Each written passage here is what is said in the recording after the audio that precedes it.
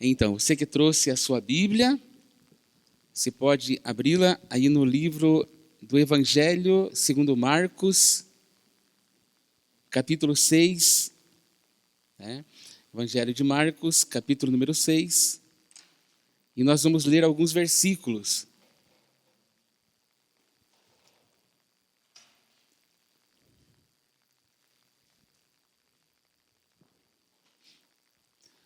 Evangelho segundo a visão do apóstolo, né?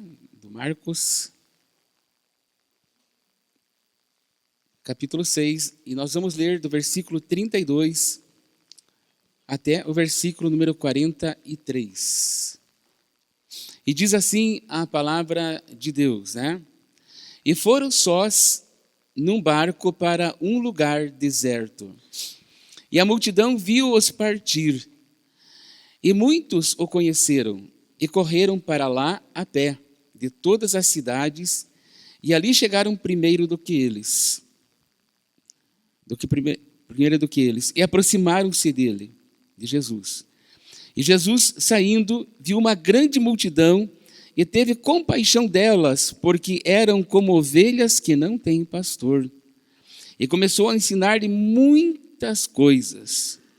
E como o dia fosse já muito adiantado, os seus discípulos se aproximaram dele e lhe disseram: o lugar é deserto e o dia está muito adiantado. Despede-os para que vão aos lugares e às aldeias circunvizinhas e comprem pão para si, porque não tem o que comer. Ele, porém, respondendo, lhe disse: dai-lhes vós de comer. E eles disseram-lhe: iremos nós e compraremos 200 dinheiros de pão para lhe darmos de comer?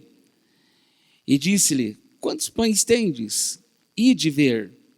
E sabendo eles, disseram: 5 pães e 2 peixes. E ordenou-lhes que fizessem assentar a todos em ranchos, sobre a erva verde.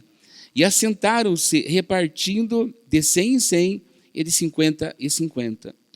E tomando ele os 5 pães e os 2 peixes, levantou os olhos ao céu, abençoou os pães, e tendo dado aos seus discípulos para que pusessem diante deles, repartiu os 2 peixes por todos.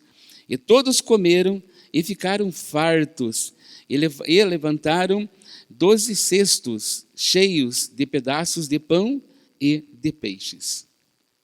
Vamos ler até aqui, né? Bem, resumindo essa pequena história, ou esse pequeno milagre, né? Só ressaltando, isso não é uma parábola, né? A parábola, ela traz um sentido figurativo. Isso aqui é uma realidade que aconteceu, foi um milagre da multiplicação de pães que o Senhor Jesus, ele fez durante os 3 anos de ministério, a qual ele desenvolveu aqui na terra. Então, esse foi um dos maiores milagres, né? A história relata aqui que Jesus sempre é rodeado de muitas pessoas, muita gente perto de Jesus, muita gente junto com ele. E, na realidade, as pessoas não deixavam Jesus sossegado, né? Aonde ele estava tinha muitas pessoas. Então, ele deixava muitas pessoas de um lado e vinham mais pessoas, né? Então, esse foi um dos casos aqui. Ele saiu de um lugar, foi para outro, e as pessoas vieram até Jesus novamente, né? Provavelmente, muitos deles já estavam seguindo Jesus já há algum tempo, já há algumas horas. E o texto faz questão de relatar por algumas vezes que a hora já era adiantada, e talvez muitas pessoas estavam longe das suas casas, e no lugar como era deserto, não havia lugar para compra, não havia lugar para comprar nada. Então, Jesus ficou preocupado com eles, né?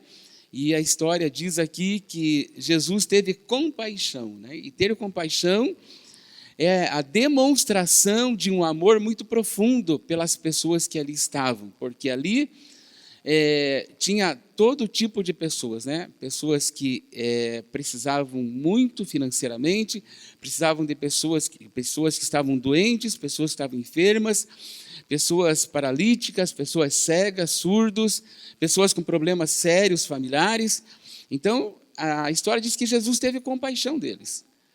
Agora, essa compaixão era um amor realmente fora do comum, né?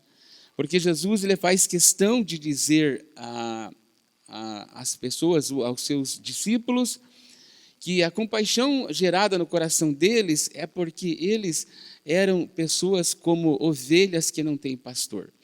Ou seja, pessoas que não tinham proteção, pessoas que não tinham provisão e pessoas que não eram amadas por ninguém, né? Então, o quadro aqui era muito triste, né? Então, Jesus teve um pensamento rápido aqui, ele ordena aos seus discípulos, né? Por causa da preocupação dos discípulos também, que estavam preocupados o que ia ser dado de comida para aquelas pessoas. Então, Jesus deu uma ordem a eles falando, dê vocês mesmos comida para essas pessoas, né? Aí os discípulos salientaram, responderam, Jesus dizendo, Senhor, como iremos dar de comer tantas pessoas assim? Nós temos apenas 200 dinheiros, né? Vamos jogar para reais, né? Por exemplo, nós temos aqui somente 200 reais aqui junto conosco. Nós não temos como sustentar todas essas pessoas. Então, Jesus faz uma nova pergunta a eles, né? Mas, então, verifique aí no meio da multidão, o que é que você tem, então, para fazer, né? Então, de repente, aparece alguém que tem 5 pães e tem 2 peixes. E Jesus, então, pede, então, tragam o que vocês têm até a minha presença. E alguém levou até Jesus. E a história diz que Jesus, então, ele consagrou ao Pai. Ele pediu a bênção de Deus sobre 5 pães e 2 peixes, né? Então, e logo em seguida, ele chama os apóstolos, ali os 12, e manda eles repartirem a multidão. Mas, porém, antes, ele dá uma ordem. Ele fala bem assim, faça com que eles se assentem à relva verde, para que eles possam comer de uma maneira uma maneira um pouco melhor, mais tranquila, mais sossegada, né? E a história diz, então, que eles foram divididos em grupos de 100 e de 50, e assim, então, os apóstolos deram de comer a todas aquelas pessoas. A história relata também que, naquele dia ali, foram sustentadas 5.000 pessoas, 5.000 homens, fora as crianças e as esposas também, né? Ainda a história termina de uma maneira mais interessante, porque diz que, além de tudo, sobraram 12 cestos cheios, né? Então, esse é um resumo da história, ou do fato que nós acabamos de ler aqui junto com vocês. Mas nós vamos fazer uma aplicação, né? Vamos fazer uma aplicação prática do que o Senhor Jesus nos ensina através desse texto, né? E o título dessa pregação dessa noite é Apenas 5 pães e 2 peixes, tá? Apenas 5 pães e 2 peixes. Esse é o tema, esse é o título da nossa pregação dessa noite. Bem, nós estamos vivendo num tempo de escassez e de crises, principalmente a nossa nação brasileira. Aliás, o mundo inteiro está em crises praticamente, né? Mas como somos brasileiros, então vamos dar o nosso exemplo. Aqui no Brasil nós estamos vivendo um tempo de crises e um tempo de escassez muito grande, né? E que muitos de nós estamos gastando parte das nossas vidas para correr atrás de ter uma melhora de vida. E você pode até perguntar, pastor, mas é errado melhorar de vida? Não, não é errado. Errado é qual o caminho que você usa para melhorar de vida. Dentro desse texto da multiplicação dos pães, dos 5 pães e 2 peixes, nós vamos tirar princípios fortíssimos para nós aplicarmos a nossa vida diária. E se você fizer isso, né, eu acredito que nós vamos resolver algumas situações na nossa vida familiar e na nossa vida pessoal. Então, nós estamos trabalhando, nós estamos correndo, né? A humanidade corre, nós corremos diariamente à procura de como ter uma vida melhor, mesmo em tempo de escassez, mesmo em tempo de vida tão difícil, em que a gente conta centavo por centavo para colocar no nosso orçamento, para comprar as coisas e assim por diante, né? Mas a palavra de Deus, ela tem um verso que diz né, que está ali no livro de Deuteronômio, capítulo 28, versículo 12, diz assim: o Senhor te abrirá o seu bom tesouro. Olha só, o Senhor te abrirá o seu bom tesouro. Então significa que nós temos um tesouro, tá ok? Vamos lá em frente, tá? O Senhor te abrirá o seu bom tesouro, que é o céu, para dar à tua terra a chuva no seu tempo e para abençoar todas as obras das tuas mãos. E emprestarás a muitas nações, porém tu não tomarás emprestado. Vocês entenderam esse versículo? Ele é bem entendível, né? Bem fácil de se entender. Pode pôr lá de volta, por favor? Ali o Senhor está fazendo uma aclamação a nós, ele está dizendo: o Senhor te abrirá o seu bom tesouro, o tesouro que Deus tem, que é o céu. Tá? Isso é princípio, tá ok? Isso é um princípio forte para a igreja. Então o Senhor vai abrir o tesouro dele, que é o céu, para dar a terra onde a humanidade está vivendo, né? Para mandar a chuva no seu tempo e para abençoar todas as obras das tuas mãos. Ok? O que é a obra das suas mãos? É o trabalho que Deus possibilita e coloca na nossa mão. Seja o trabalho do dia a dia, o cotidiano, né? A nossa rotina, ida e volta ao trabalho secular, ou ao ministério, ou a nossa vida pessoal dentro da nossa casa também, né? Agora aqui, ele nos dá um princípio muito forte, tá? Esse princípio, ele é fortíssimo. E diz assim, né? E emprestarás a muitas nações, porém, tu não tomarás emprestado.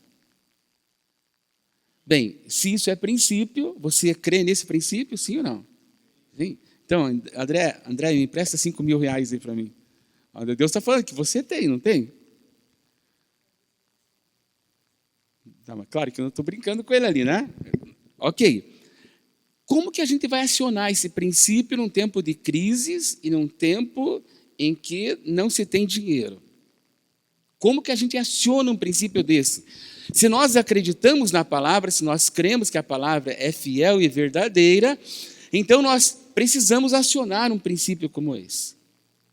Precisamos acionar.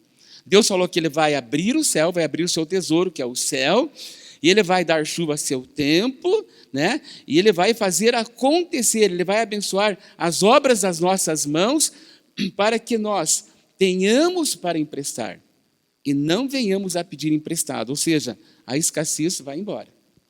A escassez tem que ir embora. Então, esse texto que nós lemos aqui, da multiplicação dos pães, sabendo que aconteceram 2 multiplicações de pão, tá? Existiu a primeira que nós vamos mencionar aqui, né? E existe mais outra que hoje nós não vamos falar sobre ela, tá ok? Então, nessa primeira multiplicação de pães, aconteceu um grande milagre. E a primeira coisa que nós precisamos aprender, né?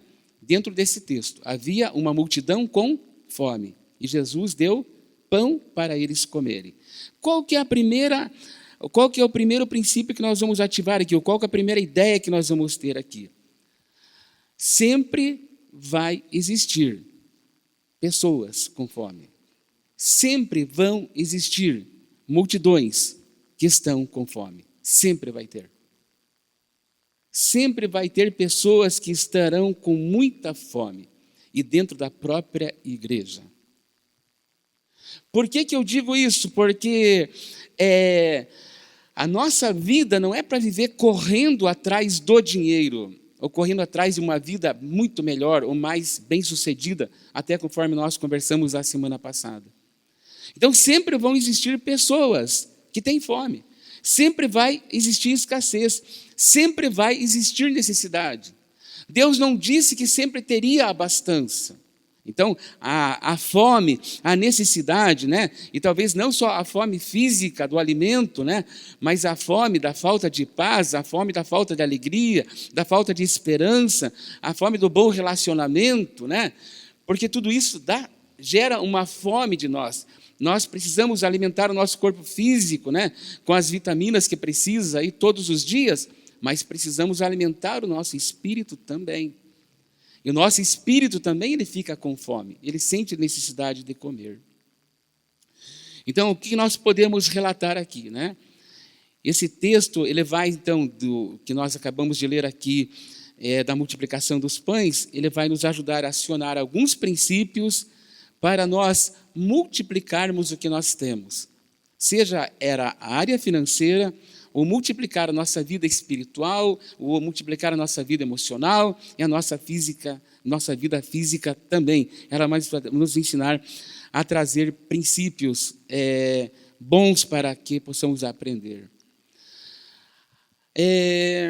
Eu vou fazer uma pergunta aqui, não precisa você se manifestar, tá ok? Para você pensar apenas.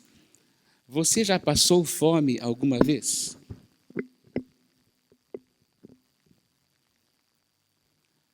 Para quem já passou, é terrível, né? E olhando assim no dia a dia, né, nós cremos que a fome, ela causa um desespero. A fome causa um desequilíbrio na pessoa.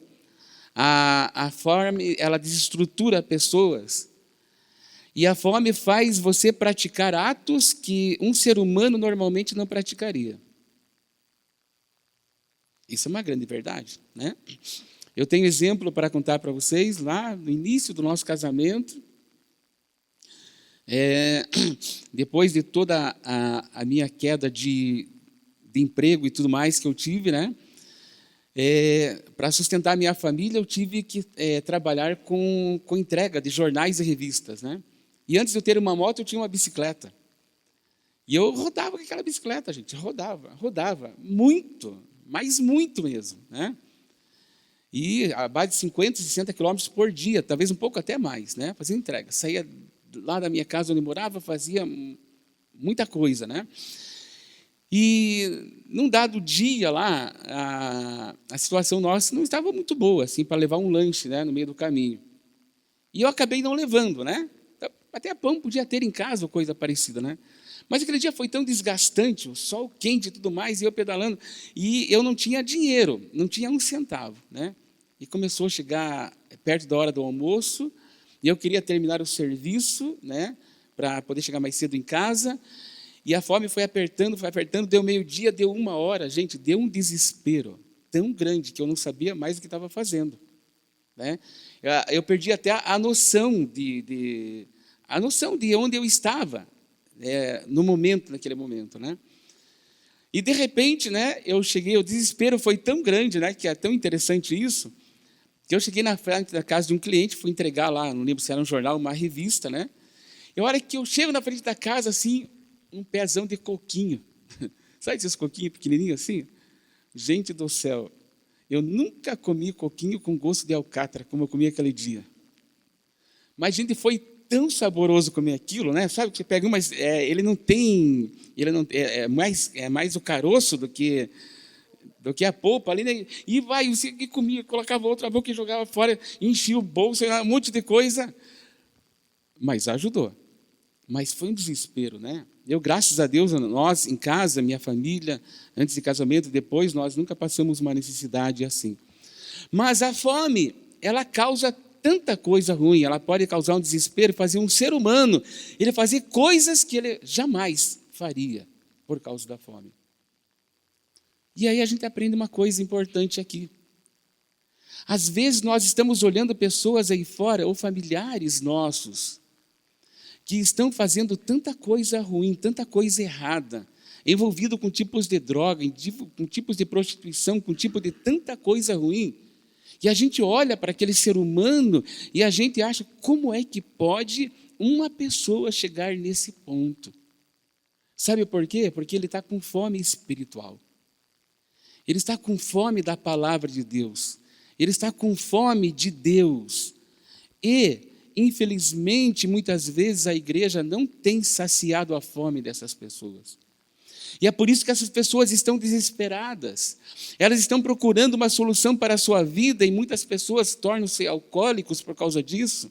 Muitas pessoas se tornam viciadas em drogas e todo tipo de drogas, porque a fome espiritual delas é muito grande. Não há ninguém que ajude ou leve uma solução de alimento para essas pessoas comerem e saciarem a sua fome. Então a fome é desesperadora. Seja ela a fome do alimento do dia a dia, ou seja a fome espiritual. Pessoas também com fome emocional, desequilibradas emocionalmente, que precisam regular a sua vida e ordenar a sua vida para que a sua vida possa melhorar e ter uma vida melhor e uma vida bem-sucedida. Bem, o que é que a igreja pode fazer para saciar essa fome? Pergunto para vocês. O que a igreja pode fazer para saciar a fome dessas pessoas? Esse texto ele nos ensina coisas boas, Aqui está Jesus com uma multidão de pessoas com fome. Muita gente com fome, muita gente desesperada, mais a fome espiritual ali. Porque a fome espiritual dessas pessoas, o desejo pela cura, o desejo pela libertação, o desejo para que as suas feridas fossem curadas e saradas, as suas moléstias fossem curadas, eles perseguiam Jesus e estavam com Jesus já há horas, e há mais horas, e horas, e horas, e horas, até que a fome física estava batendo a porta daquelas pessoas também. E Jesus diz esse relato que, vendo aquelas multidão desesperada, ele teve compaixão delas. E ele não chamou os seus discípulos para que os seus discípulos pudessem dar uma solução para aquele problema, ou para aquela dificuldade. Ele os chamou-os. E os discípulos entenderam tudo errado. E eles falaram assim: Senhor, como que nós, homens, nós vamos conseguir saciar a fome de tanta gente? Amados, cerca de 20.000 pessoas, porque eram 5.000 homens, mais as mulheres e mais as crianças. O mínimo 15.000 pessoas estavam ali, naquelas circunvizinhanças. Eles olharam a quantidade de pessoas, eles olharam para o físico, eles não olharam para o espiritual. Eles não olharam para o sobrenatural, eles olharam o físico e pensaram no dinheiro que eles tinham guardado em caixa. E falaram assim: nós temos 200 dinheiros só. É impossível alimentar essa multidão. Eles chegaram para Jesus e perguntaram: Jesus, o que faremos? Nós temos só 200 dinheiro, nós não temos mais nada, essa multidão ela está apavorada, ela precisa comer. O que faremos nós, Jesus? E Jesus falou assim: dê vocês de comer para essas pessoas. Quem vai dar comida para essas pessoas são vocês. Mas se a gente relembrar um pouquinho antes desse fato acontecer, Jesus reuniu os mesmos 12 apóstolos e mais algumas pessoas, e ele disse o seguinte verso. Ele falou assim: eu sou o pão vivo que desceu do céu. Aquele que comer de mim jamais terá fome. Parece que contradiz o que Jesus falou aos discípulos agora. Ele, um pouquinho antes, fala assim: aquele que comer de mim não vai ter fome. Agora ele manda os discípulos darem comida para aqueles homens e aquelas mulheres e aquelas crianças. Parece uma contradição aqui, mas não é. Porque primeiramente o Senhor ministrou aos seus discípulos dizendo: eu sou o pão que desceu do céu, o pão vivo que desceu do céu. Quem comer deste pão, Jesus, nunca mais terá fome. O que Jesus fez ali? Primeiro, ele colocou o pão vivo no coração das pessoas. Ele colocou o coração dos apóstolos, o pão. Ele colocou a solução. Ele ministrou o pão vivo no coração. Ele ministrou a palavra no coração dos apóstolos. Após ele ministrar isso, os apóstolos, então, eles estavam autorizados e com autoridade para colocar pão na vida daquelas pessoas. Os discípulos não tinham entendido isso. Ou seja, o princípio que nós acionamos aqui, sou eu que tenho que levar pão para cada pessoa que precisa. Sabe por quê, amados? O Senhor tem nos ensinado muita coisa. A cada culto que você vem, a cada grupo familiar que você participa, você está recebendo o quê? Pão. Você está recebendo a palavra. A palavra é o pão vivo que veio dos céus. Os apóstolos ali de Jesus, eles não entenderam o que Jesus falou quando ele disse: dê vocês mesmos de comer. Porque antes, um pouco, os discípulos já tinham comido do pão vivo. A cada milagre que Jesus estava fazendo, Jesus estava dando pão para eles. A cada morto que Jesus Cristo ressuscitava, Jesus estava dando pão para eles. A cada roda de reuniões que Jesus fazia, e eles se assentavam à montanha, aos pés de Jesus, Jesus estava dando pão para eles. Eles já estavam saciados, eles já estavam fartos, eles tinham o que dar. Porque o apóstolo Pedro mesmo um dia disse para Jesus: para onde iremos nós se só tu tens a palavra de vida eterna? Então, amados, você tem pão para dar. Você já recebeu a Cristo, Jesus já está na sua vida, você é a morada do Espírito Santo, você tem pão para dar, sim. Você é uma padaria de Deus abundante. Nós temos pão para dar, nós temos pão para saciar a fome da humanidade que está tão perdida à procura de pão.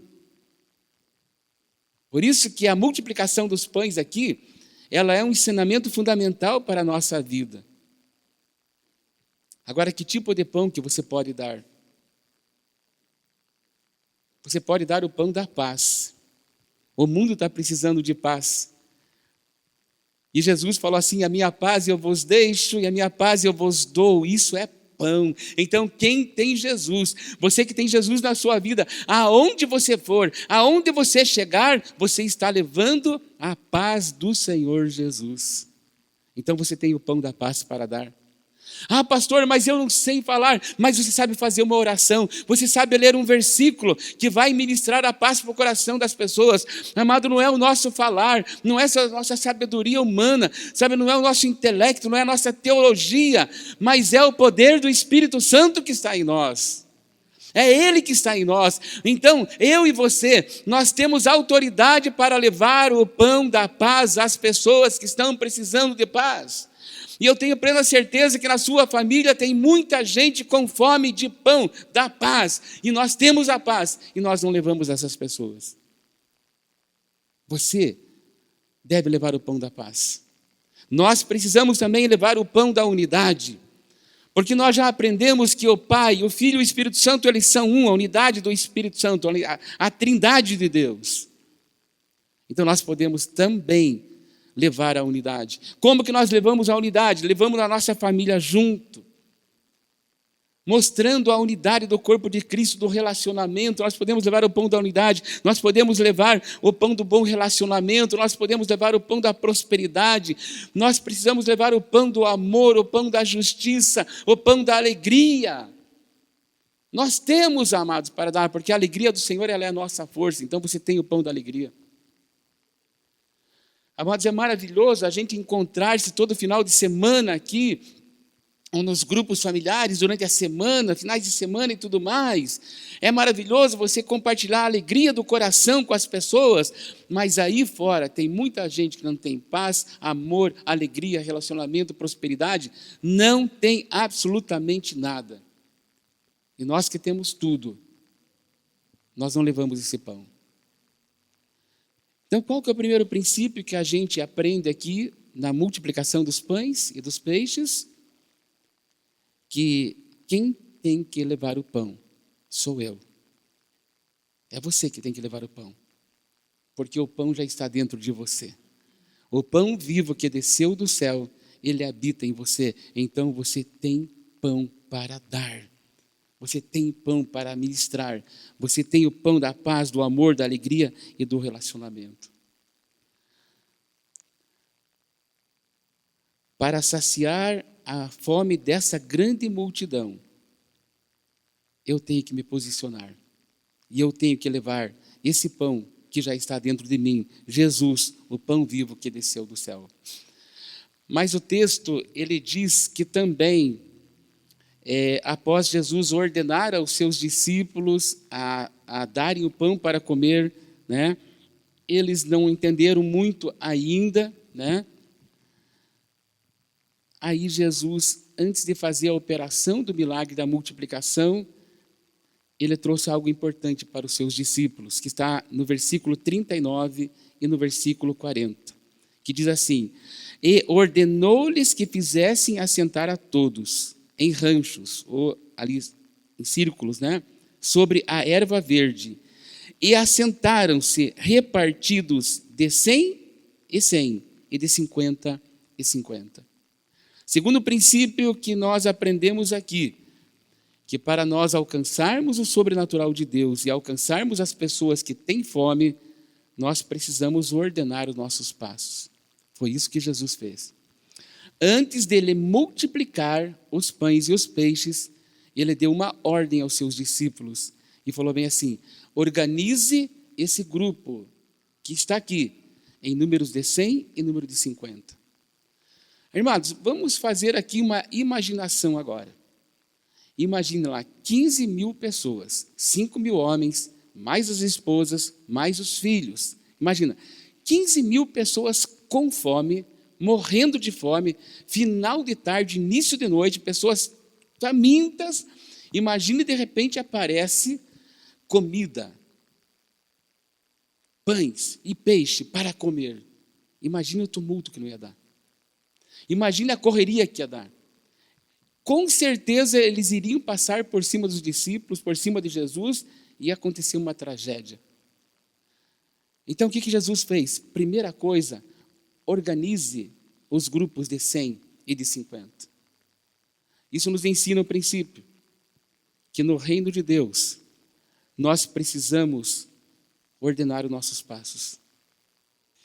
E o que significa ordenar os nossos passos? É nós arrumarmos a nossa vida pessoal. E o que significa arrumar a minha vida pessoal?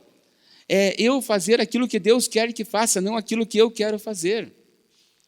Por exemplo, tem muitas pessoas que estão com grandes dívidas financeiras ainda, mas ainda não largaram o cartão de crédito. Continuam usando o cartão de crédito. Não arruma a vida financeira nunca. E assim por diante. Eu não posso ter êxito financeiro enquanto o meu cartão de crédito está rolando por aí, ou enquanto estou gastando aquilo que eu não posso. Não adianta eu ganhar 50 e eu gastar 70, 80. Não funciona.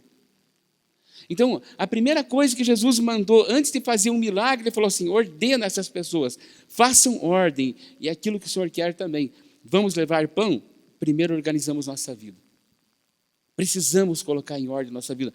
Não só por causa disso, mas por causa do reino e por causa daquilo que o Senhor tem proposto para a nossa vida. Então, o que eu preciso organizar na minha vida? Uma delas é a confissão de pecados. Eu não posso ter pecados guardados na minha caixinha secreta, na minha casa. Eu não posso guardar mágoas no meu coração. Eu não posso guardar ressentimentos no meu coração. Precisa ordenar. Isso é sentar-se de 100 em 100, de 50 em 50. É ordenação de passos. É arrumar a casa, é ajeitar a vida. Eu não posso ter a minha casa física lá toda bagunçada. Entra na casa, está tudo virado de perna para cima. É ordenar a casa física mesmo. Ordenar a nossa vida pessoal. Nós precisamos levar o pão às pessoas. E a ordem para levar o pão, ou para nós termos uma vida reta com o Senhor, é ajeitar a casa primeiro. Nós precisamos ordenar isso. Quando nós ordenamos a nossa casa, então o Senhor pode ordenar o milagre. E talvez muitos de nós não recebemos ainda grandes dádivas ou grandes coisas da parte do Senhor, é porque ainda falta ordenarmos alguma coisa. É tão bom quando está tudo certo, né?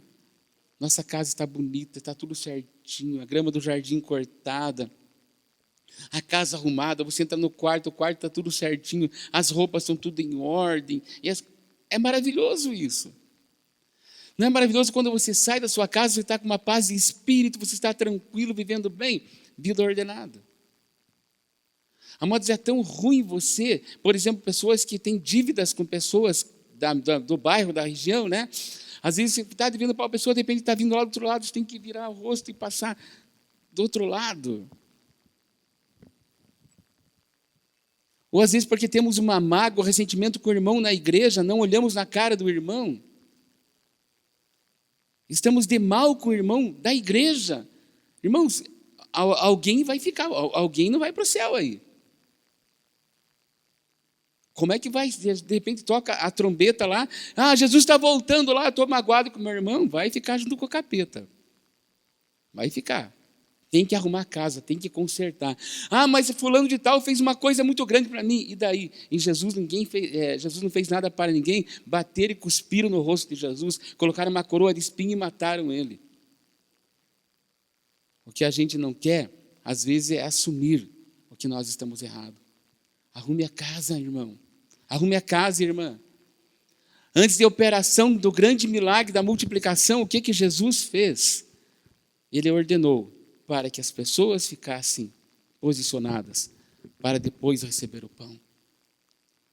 Ordenemos nossa vida enquanto é tempo, porque isso é princípio na palavra. Porque a hora vem, o dia vem, e ninguém sabe, nem o próprio Cristo sabe o dia em que Ele poderá vir buscar a sua igreja, a não ser o Pai, a não ser o Senhor. O terceiro princípio que a gente aprende aqui para saciar a fome de uma multidão, né? Apenas relembrando, né? Primeiro princípio, Jesus falou assim: quem tem que dar de comer somos nós. Somos nós. Segundo, organize a sua casa, organize a sua vida. Com Deus não se brinca. Deus é sério. Deus não é de brincadeira. Agora nós vamos ver o terceiro princípio. Seja grato no pouco que você tem. Tenha um coração agradecido. Eu posso imaginar a cena, imagine 15 mil pessoas. Talvez Jesus estava num lugar mais alto, até para discursar, até para falar, e ele olha e vê 15 mil pessoas com fome. Com fome. A gente faz os jantares aqui dos casais, aí, nos retiros que a gente faz, um dos horários mais concorridos é o horário do almoço, né? Gente do céu. O pessoal larga tudo que está fazendo, né? No retiro que ele faz dos adolescentes, tocou o negócio lá, apitou, né? Todo mundo correndo, né? Não é diferente dos casais aqui na igreja. Eu imagino Jesus, né? Olhando lá 15 mil pessoas. Gente, para todo lado. Aos pés de Jesus. Que bom, né? Se chegasse um caminhão da Sadia lá, né? Ou da Perdigão com um monte de coisa lá. Jesus olha, tem na mão 5 pães e 2 peixes, dentro do cestinho. Era pouco, não era? Talvez dava para uma pessoa que come bem, ou para 2 no máximo. Jesus tinha pouco, mas olha a atitude que ele teve. Ele pegou o pouco que ele tinha, ele ofereceu para o Pai, e ele consagrou a Deus o pouquinho que ele tinha. Seja grato, meu irmão. Seja grato, minha irmã, pelo pouco que você tem. Seja grato pelo R$1 que está aí no seu bolso, às vezes, ou pelo último 50 centavos que está no seu bolso. Porque quem não agradece por ter R$1, jamais vai pegar 100 mil reais na sua mão. Seja grato pela casa que você tem. Mas minha casa é muito simples, tenho vergonha de receber as pessoas da minha casa. Mas você tem uma casa, você não está morando debaixo de uma ponte. Seja grato pelo carro que você tem. Mas eu queria aquele carrão lá, sabe? Eu queria aquele outro lá que a gente aperta o botãozinho lá, ele já pega, marca a quilometragem, já vai dirigindo. Não tem piloto automático, não. Seja grato pelo carro que você tem, porque é ele que te traz para a igreja. Se precisar você sair de madrugada para um médico, é ele que vai te levar até lá. Seja grato nas pequenas coisas. Seja grato pela família que você tem. Tantas pessoas morando sozinhas que não tem um familiar sequer. E você tem o pai, a mãe, tem o marido, a esposa, tem os avós. Tem tanta gente na sua casa, na sua família. Seja grata pela sua família. Seja grato pela tua esposa. Seja grato pelo teu esposo. Seja grato pelo pouco que você tem. Seja pouco, pelo teu salário, agradeça a Deus. Pastor, mas eu ganho tão pouco, não é nem R$ 1.000 por mês, amados. Mas você tem uma arrecadação mensal. Seja grato pelo pouco. Foi isso que Jesus ensinou na multiplicação dos pães. Foi um ensinamento para os discípulos. Ele ensinou, em primeiro lugar, vocês que têm que dar pão. Segundo lugar, organize a sua casa. Terceiro lugar, seja grato no pouco que você tem. Porque Deus, Ele é poderoso para tornar do pouco bastante. Ele é poderoso para fazer. Então a gente precisa ter o nosso coração extremamente gratos a Deus por tudo aquilo que Ele tem feito chegar na minha mão, pelo pão de cada dia. Você ora, cada vez que você senta à mesa para comer, você ora a Deus agradecendo aquilo ali. Se você não ora, você tem que fazer isso. Nada de chegar na mesa, come primeiro, não, senta, come, agradece a Deus por aquela comida que está comendo. Porque quanta gente com câncer na garganta que não pode comer e gostaria de agradecer a Deus pelaquela refeição e não pode comer. Agradeça a Deus porque tem chegado na sua casa o pão de cada dia, o feijão, o arroz, a carne, agradeça a Deus por isso. Às vezes é pouquinho, mas agradeça a Deus por isso. Pastor, tenho vergonha de vir na igreja porque só tenho uma roupa. E daí? Lave. Troca de roupa e vem para o culto, alegre a Deus. Porque amanhã Ele vai te dar uma melhor. Mas Deus é fiel, Ele dá. A Bíblia diz que aos seus, aqueles que pertencem a Ele, Ele dá enquanto eles dormem. Deus dá, amados. Deus faz. Deus faz. Nós temos a oportunidade de experimentar isso. A cada dia, a cada instante, Deus dá. Ele faz acontecer. Qual o terceiro princípio que nós aprendemos aqui na multiplicação dos pães? É que eu preciso ter o coração grato por aquilo que Ele tem me dado. Hoje é pouquinho, mas amanhã será bastante. Você crê nisso? Tenha o coração agradecido a Deus. Bem, depois que Jesus agradeceu pelos 5 pãezinhos e pelos 2 peixinhos que havia ali, aí Ele entregou nas mãos dos apóstolos, dos seus discípulos, e falou assim: agora vão lá vocês e dê comida para essa gente.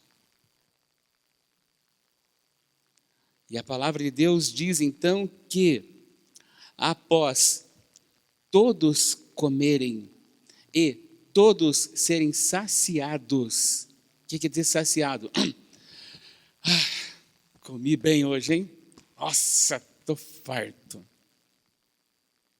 A palavra de Deus diz que depois disso, ainda sobraram 12 cestos cheios.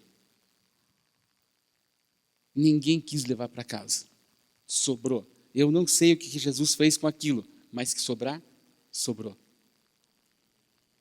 Então, amados, depois que eu coloco no meu coração que eu tenho condição de levar o pão para as pessoas, a minha casa está ordenada, está organizada, ou eu propus a me arrumar, né? Porque às vezes a pessoa fala assim: então eu não posso fazer porque eu tenho que fazer. Não use essa arma como desculpa. Vá ordenando a sua casa, coloque o coração para ordenar a sua casa, vá ordenando e vá distribuindo pão, vá ordenando e vá pregando, vá ordenando a sua casa e vá ministrando. É assim que funciona no reino dos céus. Então imagina, né? Vai levando o pão, ordenando a casa. Senhor, obrigado por esse dia. Senhor, obrigado por esse pão. Senhor, obrigado por esse culto. Senhor, obrigado pela minha esposa. Senhor, obrigado porque hoje eu queria R$ 100, mas só tenho um. Senhor, muito obrigado pelo um que eu tenho. Eu vou usar esse um muito bem usado. Aí nós vamos alcançar a abastança. Aí nós vamos alcançar aquilo que sobra até para dar para as pessoas. Aí nós vamos saciar a fome das pessoas. Então, sabe, olhando aqui, esse panorama aqui de cima, eu vejo assim, cada um de nós saindo, batendo em cada porta de Almirante Tamandaré, levando o pão para cada pessoa. Você pode fazer isso. Nós podemos fazer isso, nós temos que fazer isso, aplicando esses princípios da palavra de Deus. Agora veja que coisa interessante, né? Lembra que eu falei no início que aconteceram 2 multiplicações de pão.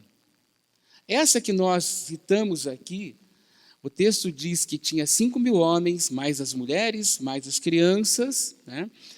E a história diz que tinha 5 pães e 2 peixes. O milagre da multiplicação aconteceu, né? Comeram 5.000 pessoas, né? Comeram 5.000 pessoas, ou 15.000 pessoas, acerca disso. Comeram bem, se fartaram e sobraram 12 cestos cheios. Tinha pouco e sobrou muito. Na segunda multiplicação de pães e de peixe, a história já fala ao contrário. Ali diz que tinha 7 pães e tinha mais peixe e tinha menos pessoa.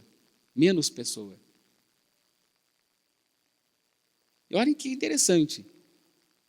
Aonde tinha menos, sobrou mais. E aonde tinha mais, sobrou menos. Porque a história diz que na segunda multiplicação de pães, sobrou apenas 7 cestos cheios. Veja que interessante como Deus faz do jeito dele. Deus usa o menor para abençoar o maior. E Deus às vezes usa o maior para abençoar o menor, não importa como. Ele é Deus e Ele sabe. Ele multiplica do jeito dEle, da maneira dEle. Então Ele espera que nós confiemos nele, para que a bênção dEle, o sobrenatural do Senhor aconteça. Você quer experimentar o sobrenatural de Deus na sua vida? Não fique pensando como é que vai acontecer. Porque talvez esse é o maior mal do ser humano ou do cristão. Senhor, como é que vai acontecer? Se eu entregar o meu dízimo esse mês na igreja, como que vai acontecer? E aquela conta que tem que pagar, aquilo que tem que pagar. Irmão, não pensa nisso. Deus é fiel. E Ele pode tirar da onde não tem, para colocar na sua mão. Ele faz, não sei como, não entendi até hoje, mas Ele faz. Se você crer e se você confiar. Então, esse relato da multiplicação dos pães, ele nos ensinou 3 princípios fortíssimos. Primeiro, é você que tem que levar pão. Segundo, enquanto levamos pão, ordenamos nossa casa para que ela fique em ordem. E o terceiro, seja grato por tudo aquilo que Deus colocou nas suas mãos e está colocando. Seja pouco ou seja bastante. Porque a palavra de Deus nos afirma como princípio: seja fiel no pouco e no muito eu vou colocar você. Então, a vida cristã é prática, é no dia a dia que nós precisamos viver. Amém? Você recebe essa palavra no seu coração? Sabe como que a gente recebe? É quando a gente pratica, tá? Então, a partir de hoje, não perca a oportunidade. Saindo aqui desse templo hoje, né, vai aparecer pessoas com fome. E você tem pão para dar, tá? As coisas que estão desarrumadas, organize, né? E aquilo que você precisa agradecer, agradeça. Amém?